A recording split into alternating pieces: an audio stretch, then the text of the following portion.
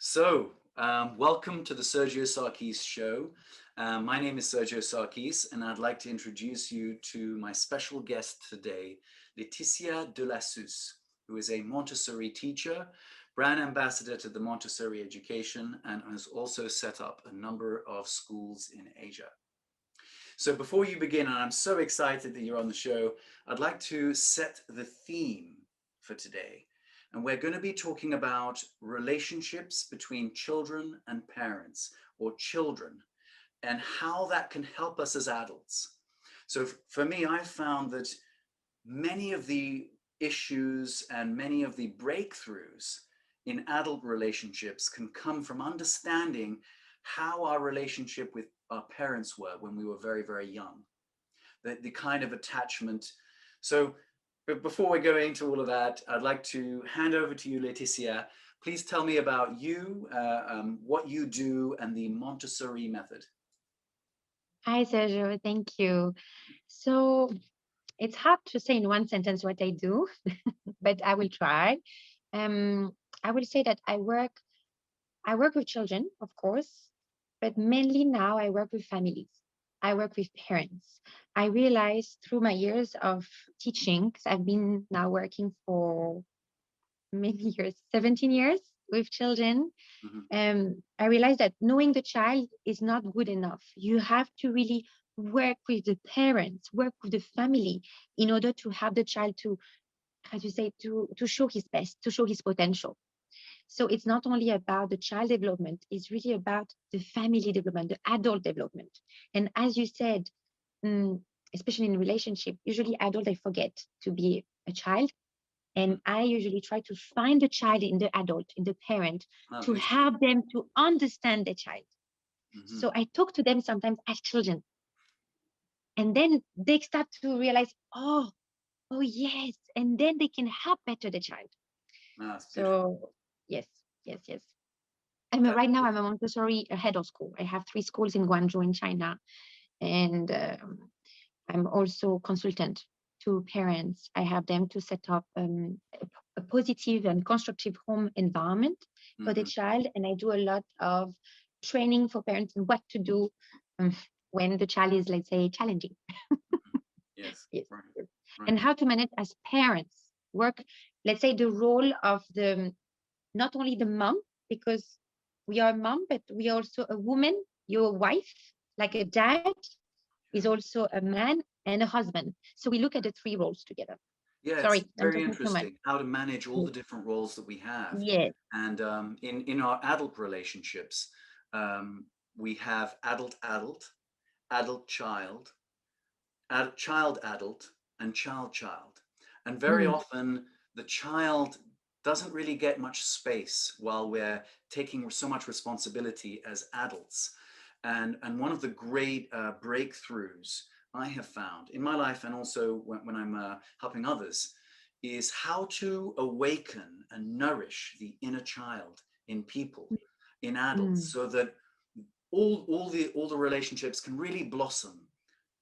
So totally. I would love to ask your opinion about this inner child. How do you awaken the inner child in parents, and how do you let the exuberance that children seem to have more than adults very often, how do you just let it go?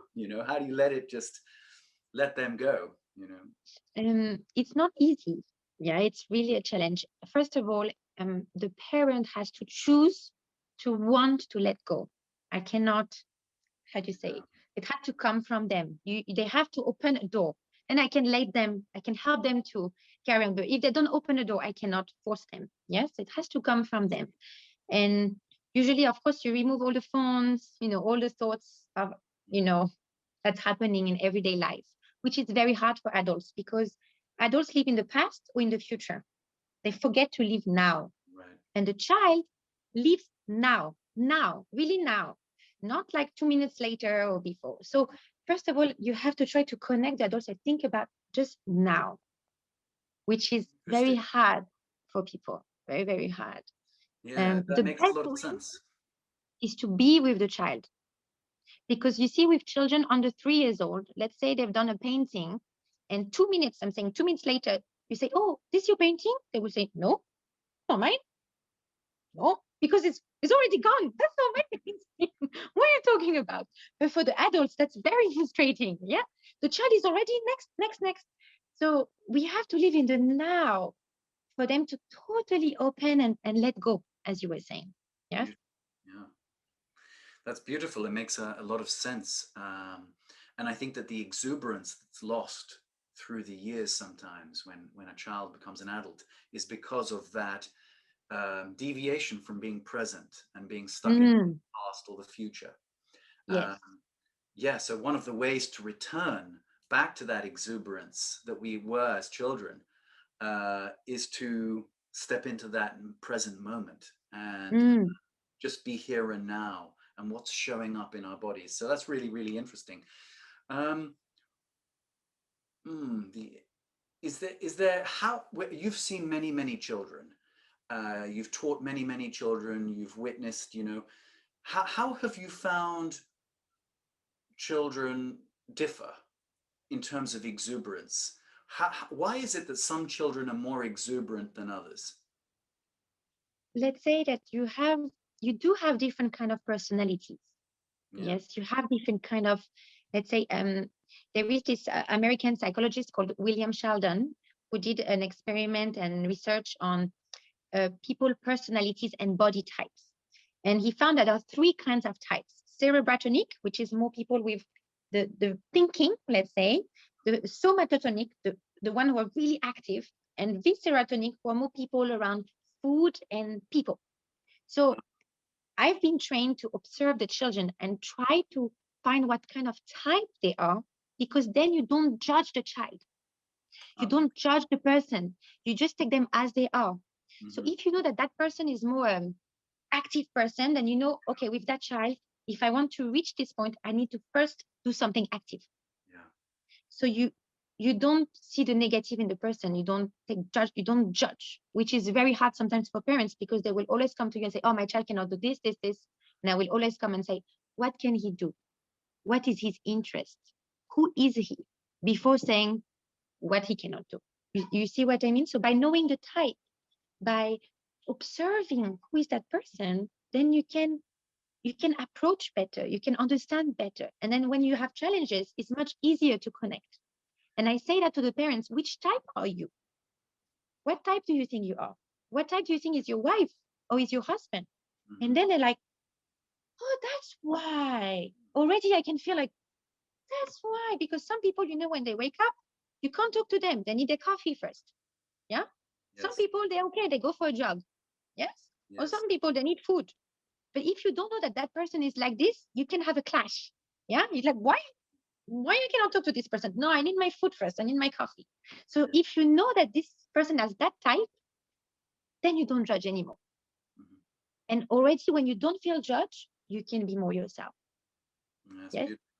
So if I treat parents this way, then I can treat also the children that way. Mm. And It's I treat interesting. myself this way. It's interesting that your work has now come to sort of envelop the whole family.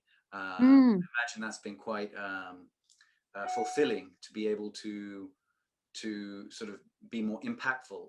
The work is deeper and more impactful because it's a whole ecosystem, right, of the family. Yes, So yes. yeah, that's fascinating. Yeah. Mhm. I also want to talk about, and this is something that's really interested me: connection and disconnection. And Mm, in relationships, some people's greatest fear is to be trapped. They want their space, and yeah. that if they want to choose, they would prefer to be on their own. They really want their space. So in Bowlby's model of psychology, that would be avoidant. They want their own Mm. space, but they still want to connect. And then you have another group who they always want to connect, The and they don't. viscerotonic people. Huh? Yes. It's the What's that? viscerotonic type, I will say. Yes. It's the third Okay. type. They Right. always want to be people. They cannot be by themselves. Right, Yes. right. So and this is called like the anxious or the ambivalent, where Yes. the Yes. greatest fear is the abandonment. It's like, don't leave me, don't leave To me. be alone. Yes. And often Mm. these two opposites are quite attracted to each other. And that the Mm. work as coaches is to find this middle ground where we can understand each other's sensitivities. Um, and I have found that really a lot of the hard wiring that's happened, it came from children. It came from when we were children and our relationship with our parents and our mothers in particular. So I'm really Yes. curious, how do you see this? Do you see this often? You know, can you tell a child is avoidant or anxious? How can you help children have, let's say, a more secure attachment, more balanced attachment, and then how can that apply to maybe us as adults, so that our Mm. lovers, you know, we're not trapped when we're in a relationship, and we're not worried about them leaving either. We find this healthy balance, basically. Yes, yes. Um, wow, it's a very large topic, but in our field we call it separation and it's attachment and separation. Right. So from the conception of the baby, you know, when it attached to the uterus, already you have attachment here. Yes. And actually, when you have a miscarriage, it means the attachment was not right. And the baby always feel that there's not possible that connection, so decides to go away. Yeah. Interesting. So there is this detachment. And really the baby detach himself, it's harder for the mom, yeah, because you lost the baby. When the baby is born, you have that detachment. You attached again when you breastfeed. Yeah, you have that connection with the mom here. And then when the baby start to eat by himself, the mom has to learn, that is the mom's role, with the baby face to face now. And I'm having a face to face and I'm detaching because I'm feeding the baby like this, now is not here. Yes, so you have all this attachment and separation. If the mom can do it properly with the baby, already the baby doesn't have the fear of being alone. Yes. Mm. Then when you go to school, the parents have to learn to say goodbye. And that's a big step because parents, what do they say? They say, bye bye, bye bye, bye bye. But they don't leave. The baby is like, what's happening? That hello? And I'm like to the parents, you said bye, you need to go. Your words are so important because at that age, very young, words and action has to go together. Yeah. So when the parents, I said, when you say bye, you have to go. And it's really hard for the parents to do that. Really, really hard. I have to force them. And then I have them. And then I say hi to the child. Yeah. So life goes like that. Yes, separation, attachment. You find a new job and you find, I don't know, your new house. And I always say to parents, in order to have a good hello, you need to have a good goodbye. Yes. You need to say goodbye well in order to have a good start. It's like in a relationship. If you didn't end properly, the relationship, either you're angry, frustrated, sad, you have to end it properly in order to start another one. It's the same way. So if the child didn't say goodbye properly, how can he have a good feeling of coming in? So this separation, and we call it also separation anxiety for parents, they think it's only for the child, but actually it's mostly for the parent. Um, it's ongoing. You cannot achieve it in one day if they haven't practiced from day one. Mhm. And it happens in our life all the time. You Mhm. say even goodbye to you, let the child, you say goodbye to your lover in the morning because you're going to work. It's important to say goodbye. Yes. And it's important to say hi. It's also part of manners, the way you Beautiful. look at people in eye to eye. This. So if as an adult you're aware of that, especially as a mom, and you're able to show the child that disconnecting is okay because you can attach again, Mhm. already you have a lot of stress, anxiety going away. Mhm. Mhm. Yes. But most of the time is the parents putting the fear on the child. Mhm. Yeah. So it I can talk for hours on this topic, but I hope I can answer a little bit your questions That on was that. beautifully articulated. Thank you very much. I am curious, how do you teach the parents and the kids to say goodbye? Like, what are your, let's say, give me 2 or 3 different examples, maybe, or how to say goodbye. I just find that. Okay. So first of all, we will always call the parents, especially if the first day, call the parents before how to say goodbye. I said, when you're at the door, it's important to say goodbye. No matter if the child cries, you need to let go. Yeah. So let's say the parent is at the door and is saying, okay, goodbye, goodbye, and is not leaving. Then I will talk to the child and say, your mommy is going to go to work now. Yeah. So say goodbye to your mommy. The child will say, then I need to close the door. Because I talk to the child and I get the message to the parent. Your mommy is going now. Your mom is leaving now. Yeah. Yes. So the mom has to follow. because I'm talking to the child and we need to do it. So you always talk to the child and you make it positive. So if also the mom is very worried, I said, I give them a routine. We are going to do this first. You're going to say goodbye. Mom is going to go to work. You're going to do this and that. And then she'll come back. Mommy will be back. Yes, everything will be fine. And I talk to the parents. So it's also the trust that you have to develop with the parents. They feel okay to give you the most precious being in their life, Okay, let me ask you this, because in relationships, some people feel in adult relationships guilty about saying goodbye, and some people feel angry when other people say goodbye. So, would you say that that's an indication that perhaps when they were younger, that yes, this connection and separation wasn't done as well as it could have? maybe they didn't say goodbye. I always say to parents, sometimes some parents, they will drop the child and run away. And then the child, where's my parent? Where's my? And they're really worried. And I said to the parents, even if your child is crying, you have to say goodbye. Then they understand. And you need to say, I will be back. And you make sure you come back. Yes. The problem is parents are not consistent with what they say. So if you're not consistent in everyday life, when it's a moment that is a little bit a crisis, the child maybe will not trust you.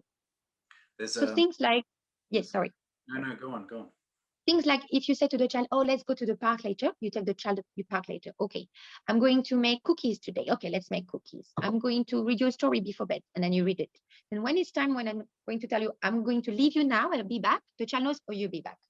But if you don't follow up what you say, the child will scream because he knows maybe his parents will not come back. 100%. It's Yeah. integrity, isn't it? So yeah.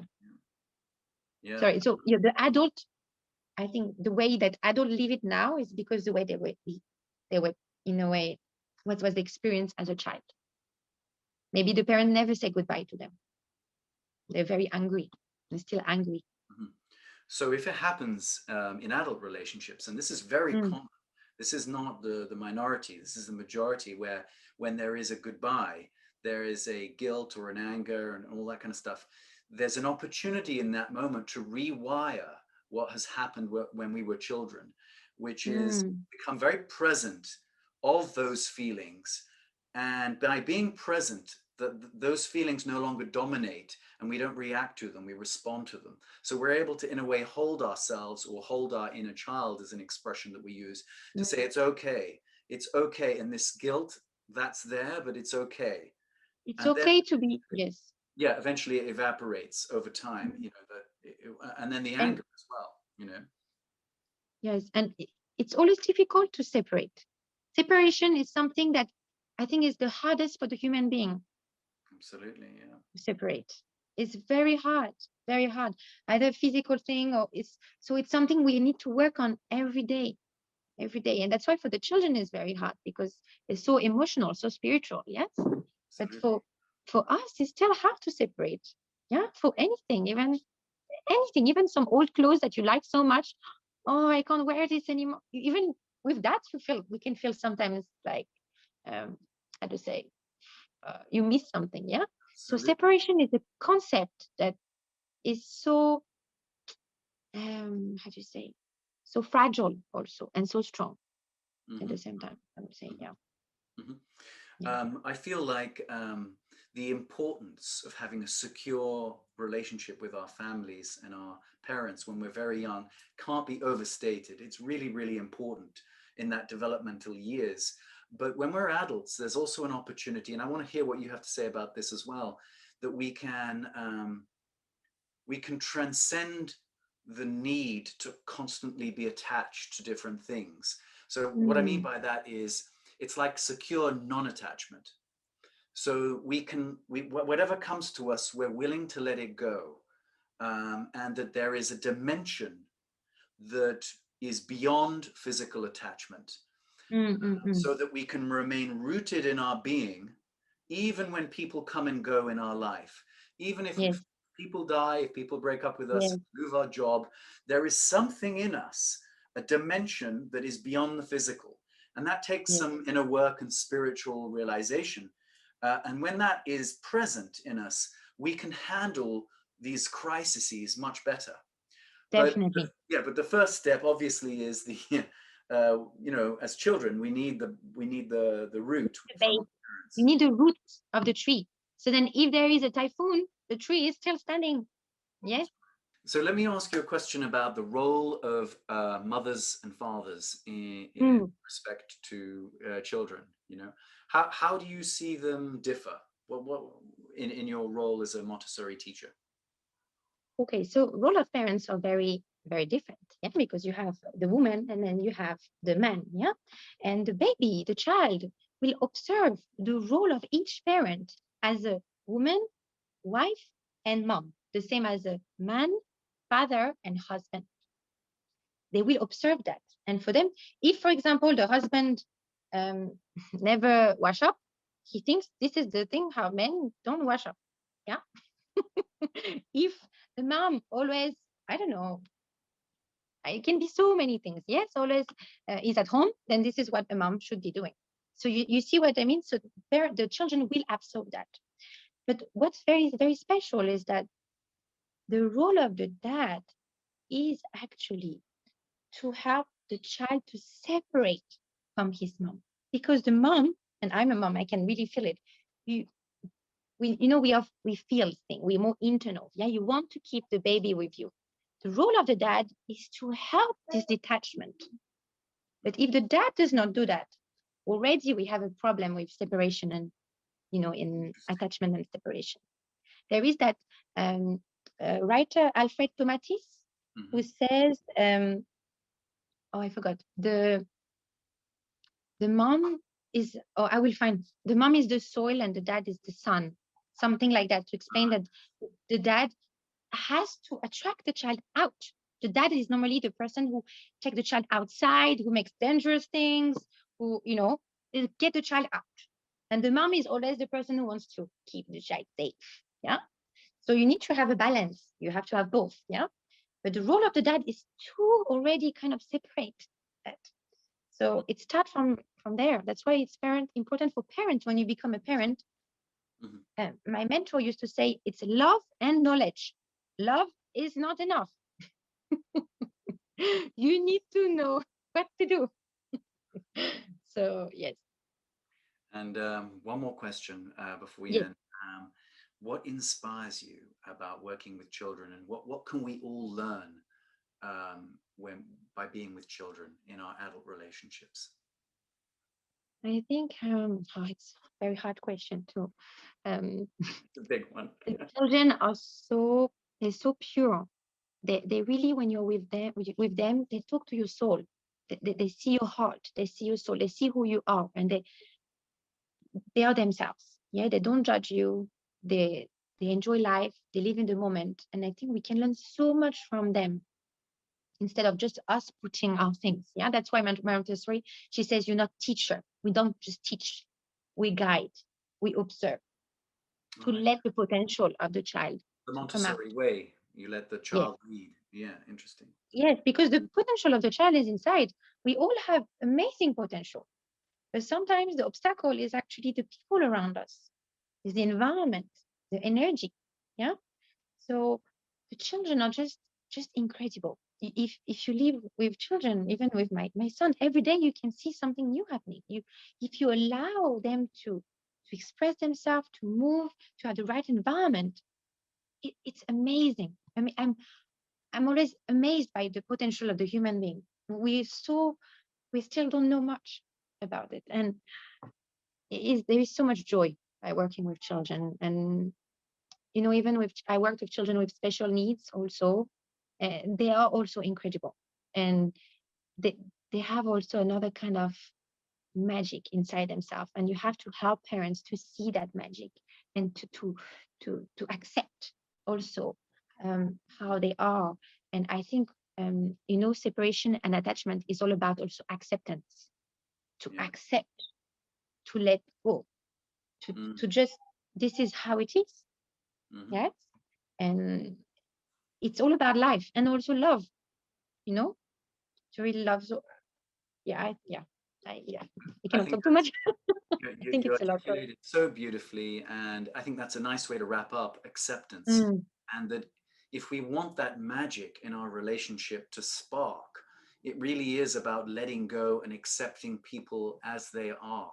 And then that ex- magic does awaken, yes. and that purity and that childlike fun and creativity begins to spark. So I Yes. want to thank you, Leticia, so much for being part of the Mm, show, and wishing you well in all of your education and everything in your life. And until next time, goodbye. thank you. Thank you, Sergio. Thank you.